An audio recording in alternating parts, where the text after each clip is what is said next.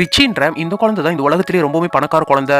எந்த அளவுனா இந்த குழந்தை தூங்குற தொட்டில இருந்து விளையாடுற பொம்மைகள்னு சொல்லி எல்லாமே தங்கத்துல தான் இருக்கு. இவனை பாத்துக்கிறதுக்கு மட்டுமே தனியா நூத்துக்கணக்கான வேலையாட்கள் இருக்காங்க. இந்த பையன் வளர வளர இவனுக்கு பேஸ்பால் விளையாடுறதுன்னு ரொம்பவே பிடிக்க ஆரம்பிக்குது. இப்போ நேஷனல் லெவல் பேஸ்பால் பிளேயரையே கூட்டிட்டு வந்து இவனுக்கு பேஸ்பால் விளையாட சொல்லி தராங்க. சாப்பிடும்போது தனக்கு முன்னாடி உட்காந்துருக்கிற அம்மா கிட்ட கூட போன் பண்ணி தான் பேச வேண்டியது இருக்கு. ஏன்னா அந்த டேபிள் அவ்வளவு பெருசா இருக்கு.